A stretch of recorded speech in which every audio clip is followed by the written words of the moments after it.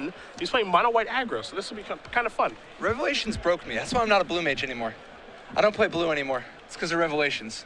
It's about time you came around to your mid-range roots. Dude, I don't know why I mean, when I was a kid, we used to show up and play Orcish Librarian and Goblin Digging Team and the likes, and we were happy to bring the beats that we were able to bring.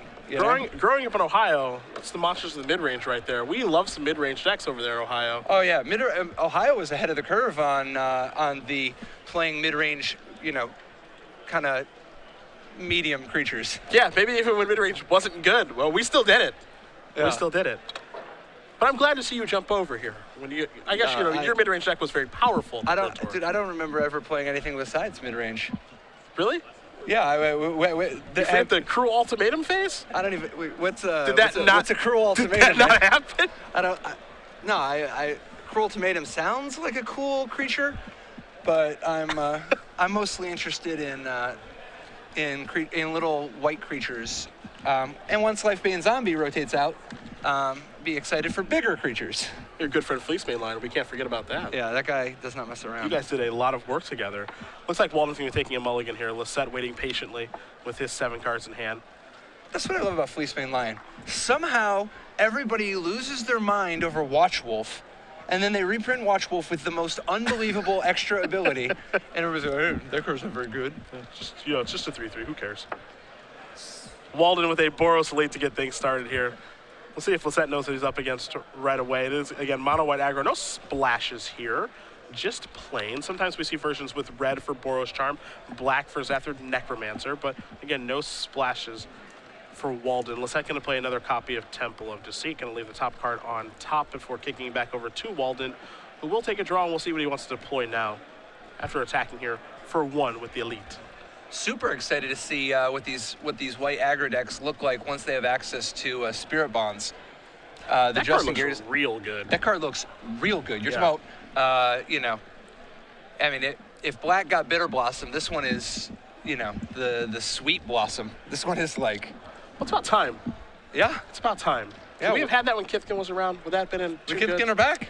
Yeah, I guess in theory none of the good ones. Yeah, but they are back. They are back. Lossett gonna play a Howled Fountain untap, fast turn back, and representing a Dissolve, potentially an Azorius Charm here. Actually, the greatest of all the Kithkin is still legal though.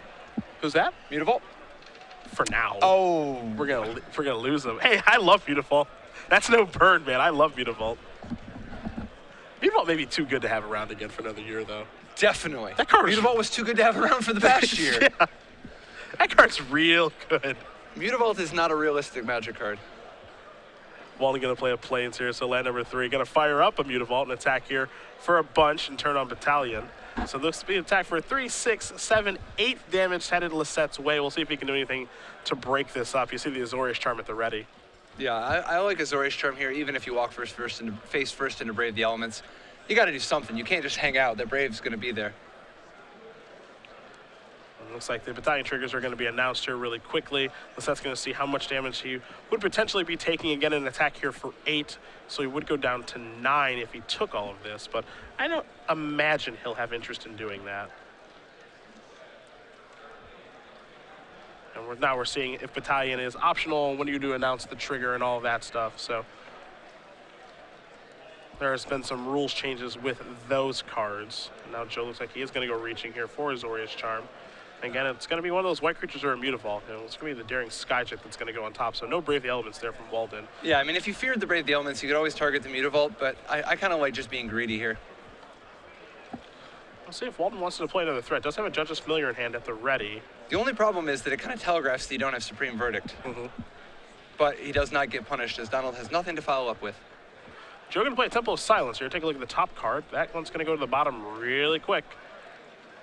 It does have a Detention Sphere as well as a Dissolve, so see if Joe wants to play either one of these spells here. Can, of course, represent Dissolve or cast the Detention Sphere. Gonna leave Dissolve up, knows his opponent is drawing a copy of a copy of Daring Skycheck.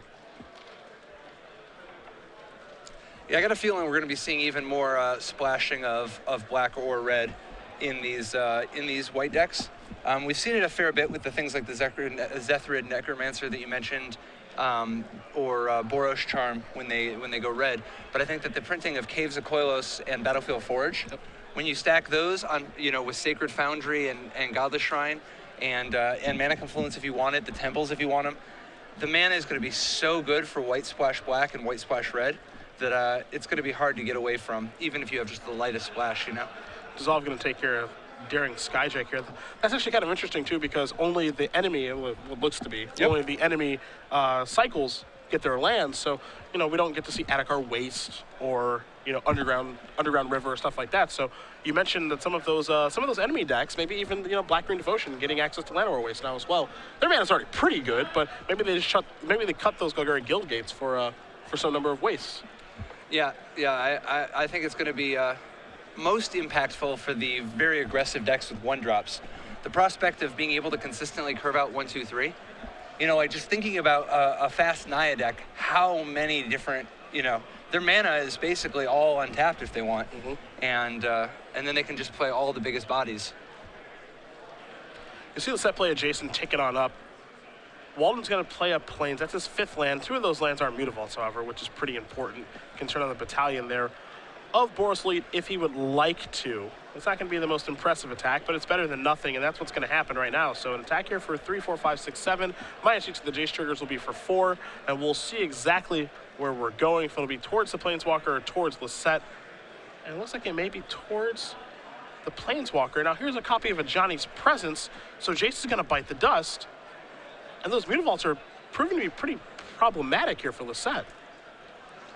Yeah, absolutely. I mean, Mutavault's always very effective against these control decks, but part of the problem is that Lossett just is too far behind in tempo.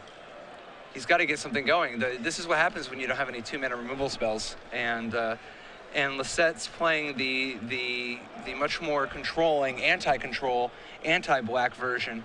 He's even got some anti-red cards in the sideboard, but he is not equipped at all for white. And historically, Esper has, blue-white decks have been quite good against, or at least Esper has been good against white aggro, but this blue-white deck is so far away from the old blue-white decks, it actually matches up quite poorly. Lossett just does deploy another copy of Jace Architect of Thought. The elevator goes up to 5. What he really needs is to get Elspeth on the table, but missing his land drop has been extremely costly. Walden going to tap some mana in the main phase here, 3 of it to be exact. Now he's going to play a copy of Frontline Medic. Haven't seen that one for a while. Yeah, everything that was old is new again. That one was out there to kind of host Sphinx's Revelation a little bit from white decks. Now Walden's going to play a Soldier and a Judge. Shoves all in. Yep. The next turn could be really, really good one here. Lossett going to take a draw. It's a Plains. But as you mentioned, don't think he has a Supreme Verdict right now. Maybe he has to take Chase down to try to find it. It's definitely very appealing. He's got a couple gold cards, but I think it might be an Azorius Charm and a Sphinx's Rev, or a Detention Sphere and a Sphinx's Rev. Joe's going to start by playing a Plains. So he wants to manage the Jace this turn. I do think white-bordered Plains is perhaps the least offensive of all of the white-bordered revised land. At least the white-bordered look, it matches the general landscape and the text box. I think they're all equally offensive. The maximum? They are disgusting. Now, hold on. Michael Jacob, for instance, he has often played white-bordered basic land, and I think it's actually totally defensible. He's very colorblind, and when he plays with fetch lands, having white-bordered basic land makes it much easier to find his basic lands, because normally it's a little confusing telling the difference, being able to find them at all. And I still think that it's not particularly excusable. However, it's certainly not, for instance, as bad as somebody who puts their lands in front of their spells. There you go. Their lands in front of their creatures. My understanding is that that's going to be a bannable offense soon. But fortunately, there are enough people who care about the integrity of the game and care about the culture, that it means something to, that we don't have too much of that going on anymore. And that's what's really important. As we see an attack here from Walden, 2 Mutavaults, a Battalion Boros Elite, and a Soldier of the Pantheon. So 3, 4, 5, 6, 7, 8, 9 minus 4 is going to make an attack here for 5, thanks to Jace. It looks like, from what I've heard, the new Magic Online client as well, you cannot put lands in front of spells. Your land's in the back and spells up front. Yeah, I mean, it's like it says in the rule book. Yeah, it's almost like the game was meant to be played that way. Yeah. Yeah, but no, I completely understand. There's some people who come from a background of other card games that went that way, and there's some people who learned how to play in communities in countries that are, that kind of had a different kind of approach. And there's some people who are Adrian Sullivan and just completely deranged. Just do whatever you want. Yeah, just no regard whatsoever for the consequences or, anybody else. But no, Adrian Sullivan, one of the pioneers of Magic, notorious for playing with his cards upside down in addition to, but... his graveyard pretty much wherever he'd like for it to be. Yeah. I don't super tolerate that in some tournaments, but whatever floats your boat. As long as it's not lands in front of spells. A D-Sphere is going to take care of this Boros lead. Jace is going to take up yet again. Lossett is barely hanging on right now. He's not facing lethal next turn due to Jace, but it sure is close. Now, the thing he has going for him is that next turn he could potentially play Elspeth. Yes. And Jace is getting up big enough that his ultimate is becoming a thing soon. This is true. So, Here come Mutavolts. Not Aetherling. There's a Flare. So Joe casting that Flare will take care of one of those attackers. Donald had the Ajani's, the presence. The Ajani's presence to try to go for the win, but didn't even get a chance to do it yet because Joe just snaps off the Celestial Flare. So it looks like Joe is going to go down to 2. Walden with a land and Ajani's presence in his hand. Just going to pass the turn back. Lossett needs something good from this Jace. As taking it up is no longer going to work. Yeah, he did not have an untapped land for his Aetherling. Those 2 Mutavolts are threatening lethal, so assuming that he has Aetherling as his other card, then he's going to end up having to dig. Just no two ways about it. The problem, of course, being that once he digs, both Mutavolts are lethal. Yep. So this is a tough spot. I don't know. I mean, I guess the question is, what can Joe find in the situation? If he digs, it's like he maybe finds like an untapped land or Revelation in X. I don't know if there's a great Well, the thing to problem is find. that no matter what the 3 are, he can get a pile of 1. Yeah. So he can't actually rely on anything that costs more. Well, he's going to turn over 3 cards, so we're going to find out either way here. There's a Temple of Enlightenment. That's another temple, and that's Temple of Silence. And Joe says, don't even bother splitting those because I am dead.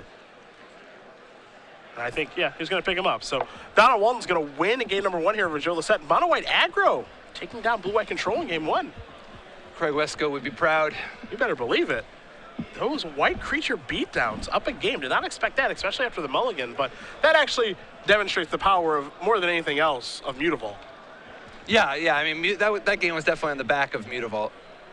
Just being able to consistently give Walden an attacker, being able to consistently trigger Battalion for Boros Fleet and friends. Mutavault has looked impressive for a long time now, and that's just another example, another check mark in its book. Well, that's one of the tough things about playing the blue-white deck instead of Esper, is that once you don't have access to things like Doomblade or Devour Flesh or Far Away, it can become very difficult to actually answer a Mutavault.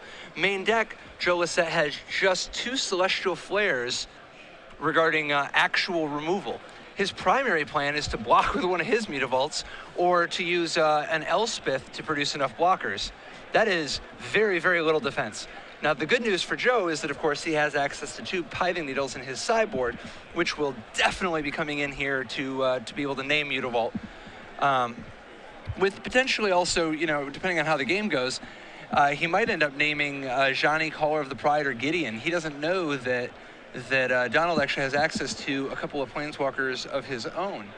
We're taking a look here at the sideboard for Walden. He's got a Godsend, 2 copies of Burmaz, 3 Keening Apparition, a Fiendslayer Paladin, 2 Glare of Heresy, a Banisher Priest, 2 Celestial Flare of his own, 2 copies of Deicide, and then a Spear of Heliod. So the sideboard's a little all over the place here, but the cards that are actually important, got like Keening Apparition against what you presume is the Detention Sphere version of this deck.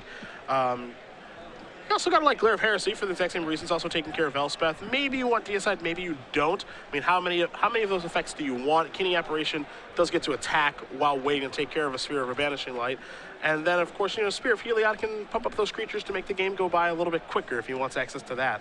Yeah, I think he's got to be real careful bringing in stuff like Glare of Heresy, purely reactive cards. Because, like, for instance, Joe, the only other thing Joe gets out of his sideboard are these Night Veil Specters. And the last thing that Donald wants to end up doing is facing something like a Night Veil Specter, having a reactive card, and not even having it match up right. What he really wants is something like Spear of Heliod, which can be proactive, but at the same time also be reactive in a way. I think once he gets to the spot of having to Glare of Heresy and Elspeth, times are already pretty tough. But that said, being able to Glare of Heresy Detention Sphere might be enough to make it worth it. I think the main thing he wants to do is keep the aggression up. Focus on the Bramazes and the Keening Apparitions, and just stay real aggressive. Take advantage of the fact that Lossett is playing a real slow deck, a lot of tap lands, not a lot of spot removal, and he doesn't know that Lossett doesn't have access to Doomblade. But even if Lossett has Doomblade, you want to be consistent. You don't want to get stuck drawing too many non-threats. If you are just joining us, Cedric Phillips, Patrick Chapin, StarCityGames.com Open Series, has made its way to Portland, Oregon. At SCG Live, hashtag SCGPORT for your tweets all weekend long. Round 3 of 10 is where we're at. A lot of people asking about M15 cards and our thoughts, and trust me, we will get to Hushwing Gryff and its playability in Modern and many other things over the course of this weekend. We've talked about the Planeswalkers some. We'll talk about the Soul series as well. M15 shaping up to be maybe the best core set ever. Well, it's real tough because Alpha is a core set. If you want to get technical.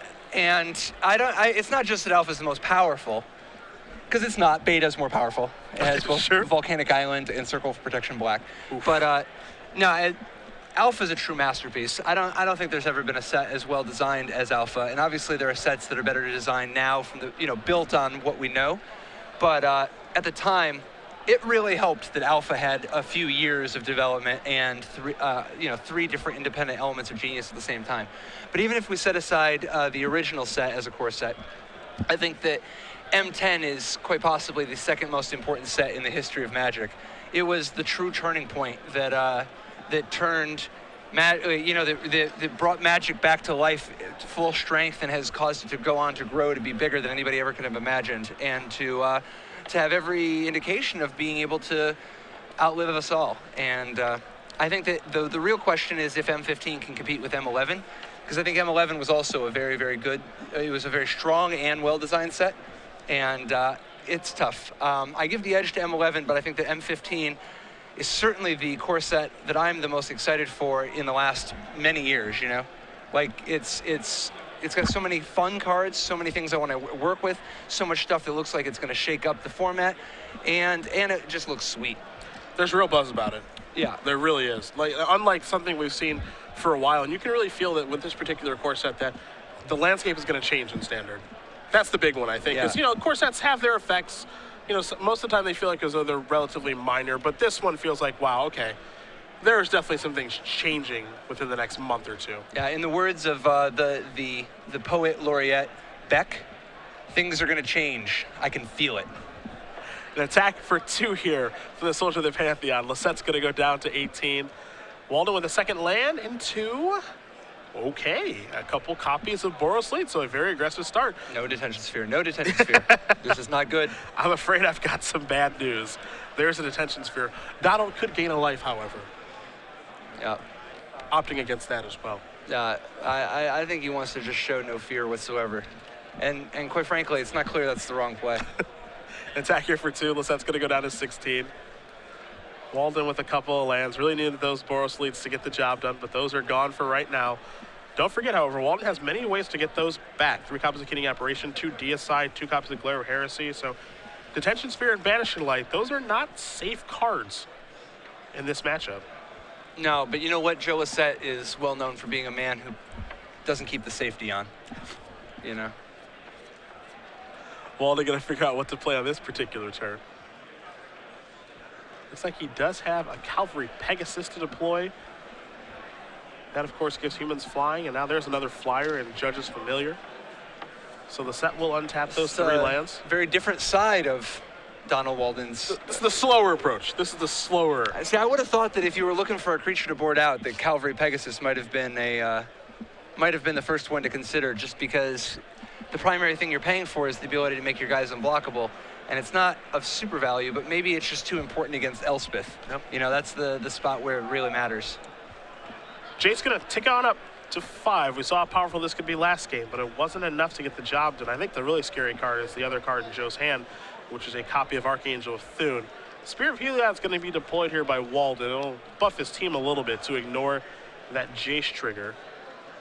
So we could see actually Jace just bite the dust here. Actually go down to 1, excuse me.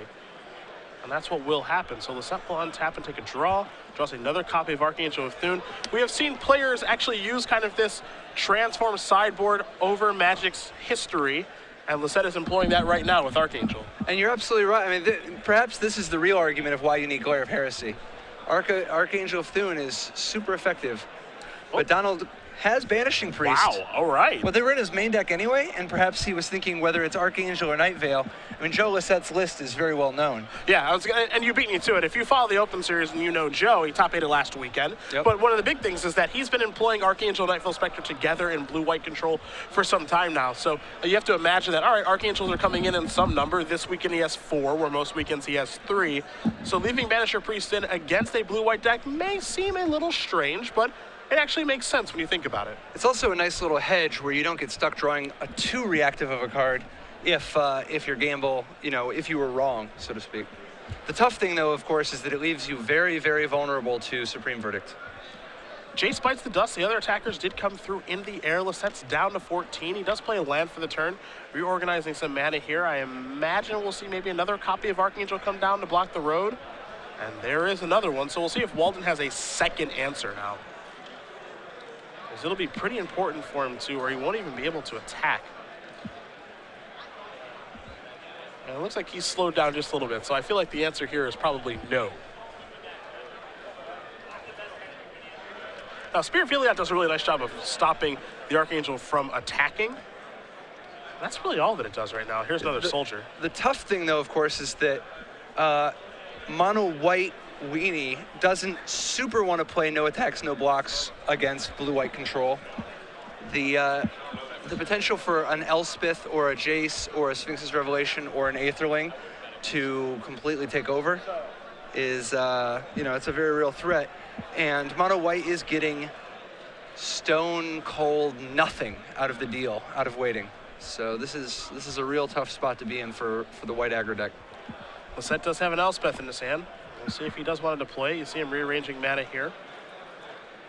And Joe may have some interest in deploying the Sun's Champion. Looks like he's going to start just by tapping some mana, however. This might be an Intention Sphere. Looks like it will be. So. Perhaps hitting the spear. Yeah, he wants to make some forward progress.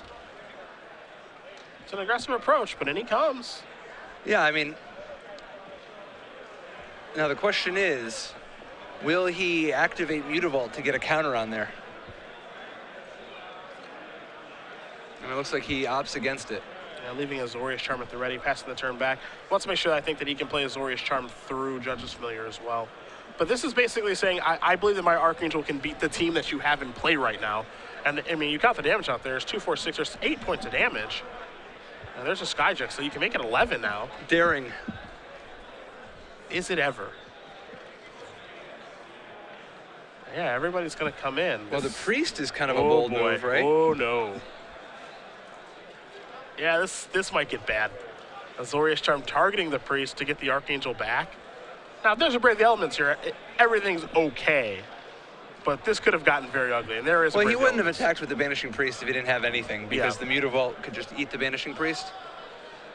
But I guess the Brave the Elements wasn't going to save the Banishing Priest from the Mutavault. Yeah. That's I like it. That daring is a good way to put it. Either way, it does end up working out for Walden. 6 points of damage are going to come through. Yeah. However, he's still got to contend with that Archangel that's on the table for Lossett. It's a 4-5 right now. It looks like it has some interest in becoming a 5-6, gaining Lossett some more life over the course of this game. Again, Lossett with a Dissolve in hand, along with the Elspeth. Elspeth, not the end boss that it normally would be, simply because of that Cavalry Pegasus out there. Something I did not expect to say this weekend. Talking about the power of Cavalry Pegasus. No, I mean the Cavalry Pegasus is it's a totally respectable late pick for your draft deck. No, I like a Cavalry Pegasus. It's also nice that he's actually taking advantage of the number of humans he has, you know, and it helps give him a way to break through. Brave the Elements, one of the strongest elements of it. The fact that it gives White a way to actually break through. The Cavalry Pegasus, particularly good against things like monsters or Courser of Crufix or anybody else who's trying to actually hold you off by blocking. Now, if you're Joe in this situation, and you mentioned this, that waiting seems like it favors Joe as opposed to Donald. Do you keep attacking with the Archangel, or maybe time to put the brakes on and just let my more powerful cards take over, assuming I'll draw them?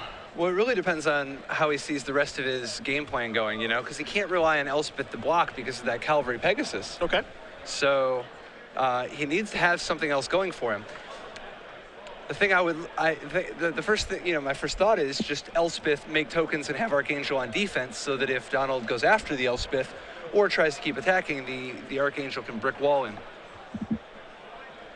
It looks like Joe may not be attacking this turn. You see Elspeth come down, make some soldier tokens. I mean, it'd be nice to be able to attack and turn all those soldiers into 2/2s, but I think you got to keep the Archangel on defense because Donald has just too much of an aerial assault.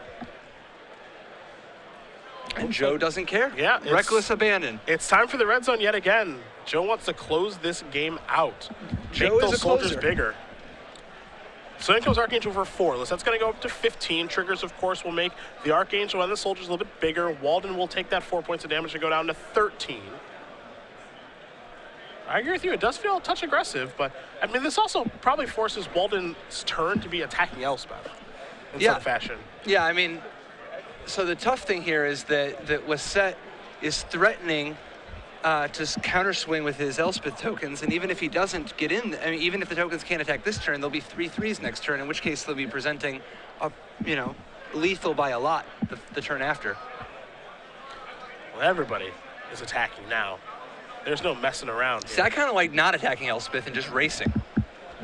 Yeah? Yeah, because I don't think you have time to attack Elspeth at this point. I think you have to just put so much pressure on Joe's life total because he can't block your guys anyway.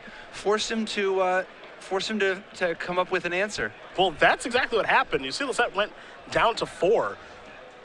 So we're basically ignoring Elspeth right now. Now, do we have a lethal attack on the other side of the table? I think that's the question.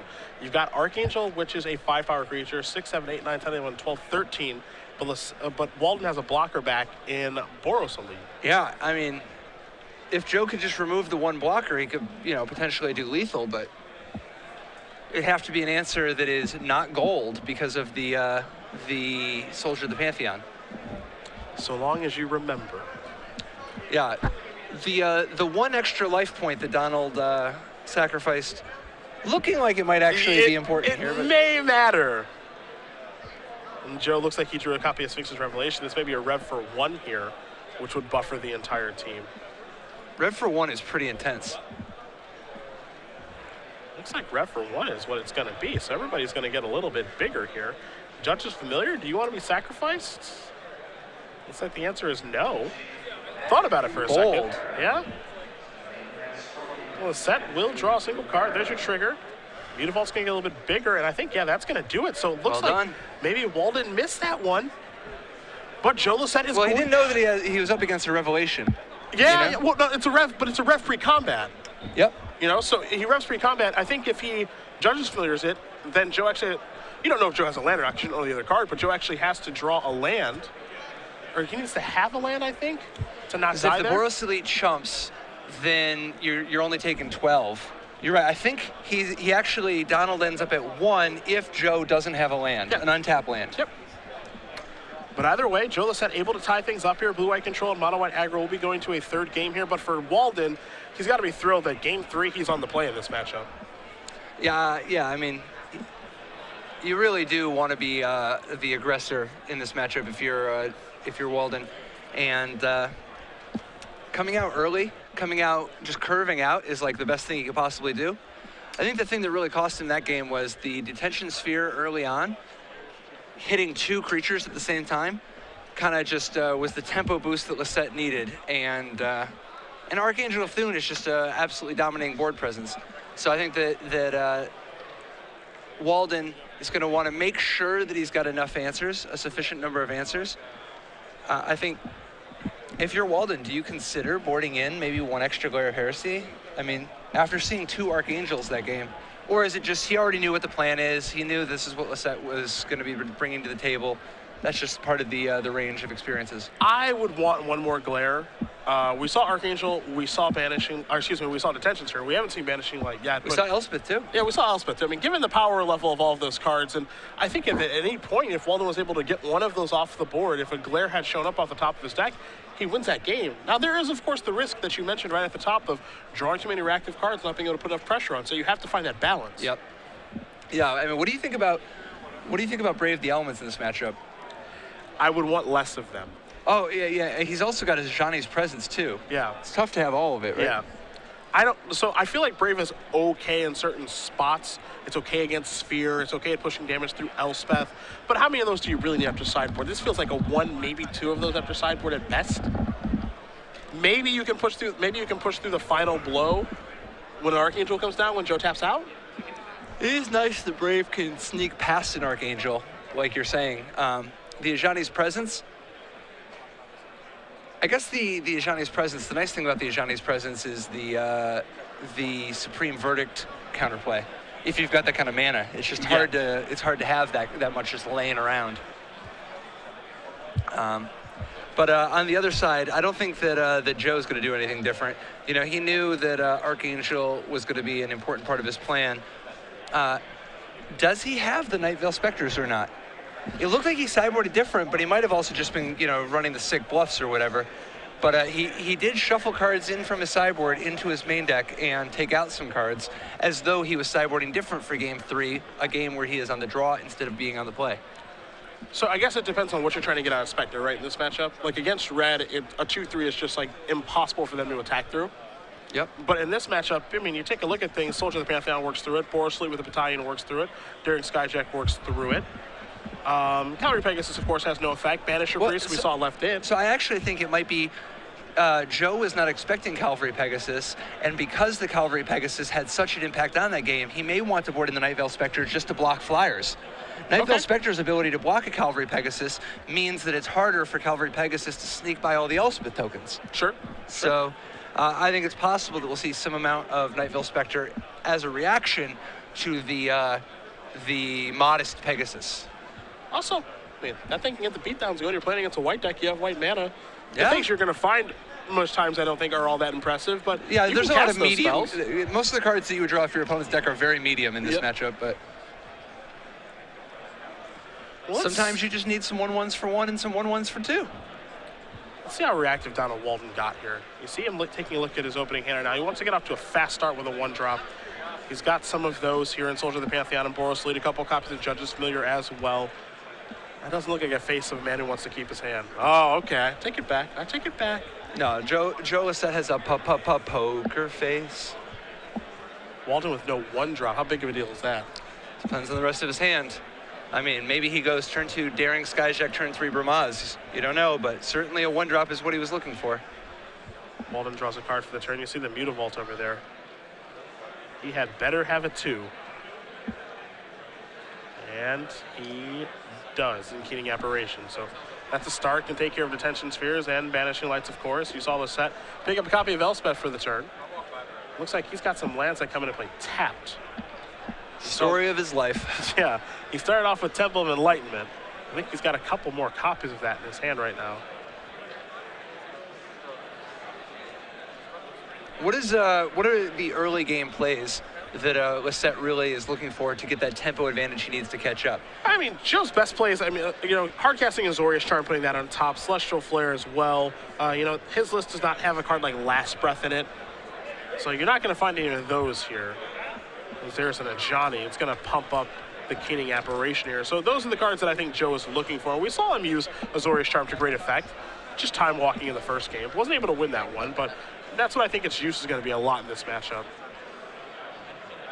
Lossett does take 3, goes on to 17. Johnny takes up to 5. Something really important, a Mutavault on Walden's side of the table. That might be the biggest card that's been played the entire game. Yeah.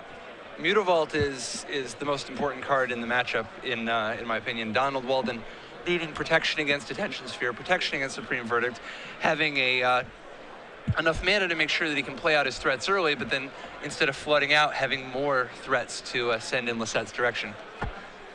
So it's got a 3rd land. It's a Mutavault of his own, and this, I imagine, is a Sphere. So that's going to take care of that. Now, of course, Walden can take this back whenever he'd like to because of Keening Apparition. So we'll see when he opts to do that. And Donald says, I'm going to serve in here for 3 first. So that's going to go down to 14. Let's see what the follow-up play is going to be. It's going to be a Glare of Heresy. There is that Glare that you mentioned. Not sure I'm in love with the sequencing there. And now it looks like no activation potentially of a Johnny as well. So not a great turn there for Walden. Yeah, I mean, he could have activated Mutavault, put a counter on there. If he had tapped different, he could have played a Soldier of the Pantheon, but I think it just got a little hasty, you know, just moving a little too quick, and it's tough. The time is ticking down in the round, but Walden still has a lot going for him. Lossett is just a very strong player, not anyone to be trifled with. Joe's got a Temple of Enlightenment as his 4th land, I believe. He's going to play that, so take a look at the top card, a D-Sphere. I imagine that's going to stay on top, and it does. And he'll just pass the turn back over to Walden, who will draw a card. Let's see if there's any better Johnny management on this turn, as that card is crucial to him winning the game. Instead, trying to work his way towards the Archangel of Thune that he does have in his hand. Looks like we're going to fire up Mutavault. Going to put a counter over here on the Keening Apparition. And now it's time to get into the red zone here with a 4/4 and a 2/2. You see Lossett pull that Azorius Charm forward. He's trying to make the Keening Apparition a more tempting Azorius Charm target, specifically because of Brave the Elements, but Lossett reads him and correctly hits the Mutavault instead of the Keening Apparition. Excellent play by Joe Lossett. Now there's a Soldier of the Pantheon before passing the turn back, so Lossett's going to go down to 10. The big question is, does he have that 5th land for the Archangel? That's a copy of Detention Sphere. I guess the 5th land right now is in hand, but it looks to be another copy of Temple of Enlightenment. As good as those temples are, and they're great, of course, the fact that they do come into play tap, there's a real cost to playing a bunch of those in your deck. Yeah, absolutely. So it looks like Lossett has Supreme Verdict. The nice thing about Supreme Verdict here is its ability to dodge Brave the Elements. So there goes the Apparition and the Soldier. Mutavault's the card on top of Walden's deck. Can still be a headache in the game, but it's a little slow to the party right now. There's a Pegasus, and now that's going to tick up into a 2/2. And the last card there in Walden's hand is a Brave the Elements. So it looks like Lossett may have survived this onslaught. Lossett still rife with options. Half his life total left to work with.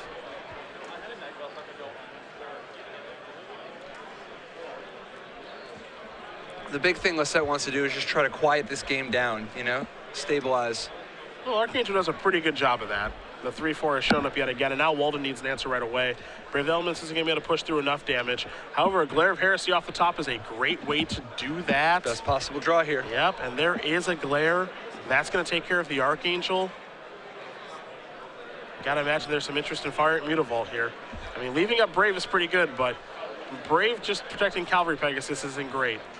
I'd love to see a counter on the Mutavault here, you know? Yeah, I'm with you. Because you have to imagine that Pegasus is going to leave at some point. And just diversifying your threats. But either way, this way we see Lossett lose half of his remaining life total again, putting him at 5. Presenting lethal next turn. Sphinx's Revelation with the draw here for Joe. He does have an Azorius Charm at the ready as well, so we'll see exactly how he wants to move forward.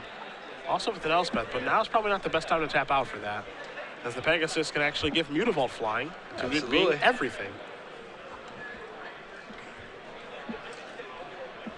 So here's 3 mana. Are we going to see a Detention Sphere maybe on a Cavalry Pegasus?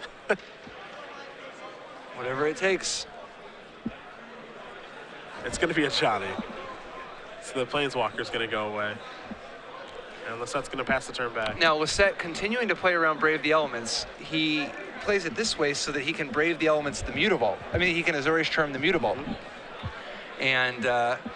And survive yet again another turn. Donald Walden definitely has Lossett's back against the wall, but Lossett is rich with options if he can just survive. And here comes Mutavault. We're attacking for lethal. Azorius Charm. It's Oh. going to target the Pegasus. That's a Brave the Elements, and that is going to do it? Yeah, it went so far playing around Brave the Elements and then slipping for a turn. Perhaps it was just a calculated risk. And that's going to do it. Joe has to extend the hand. Donald Walden's going to defeat Joe Lossett 2-1. Mono White Aggro taking down number 2 on our Season 3 leaderboard. Congratulations, Donald Walden, getting the job done. Yeah, absolutely. Calvary Pegasus. Just, I mean, he puts in work. It's just too much to overcome. Yeah, it's tough. But I think that Mono White is going to be a particularly interesting one to watch in the weeks to come, given the new additions of toys like Spirit Bond, most notably, but to some degree also Obelisk of Erd and even the Painlands, you know? The Painlands are, I'm excited by them, but they're not the kind of card that generates a lot of excitement. But again, we can't underestimate how important those cards are going to be.